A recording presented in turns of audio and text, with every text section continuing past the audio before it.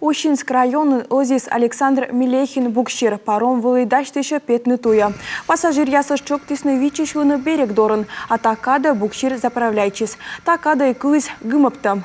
А сыща заудичи ставы сочины, сыни вылыны и ёз. На Мелехине только что взрыв был, такой, что я думал, у меня что-то в машине стукнуло. Сейчас дым, так что, скорее всего, моя поездка откладывается. Короче, пожар, он сматывается быстренько бензовоз. Александр Милехин букшира торы даску и машина. Сылы вылы коломунны усвавом шань усть ыжач маршруты. То есть куим да джун час. Тая букширный моторный уджит пыжис асвыла уджалышлан.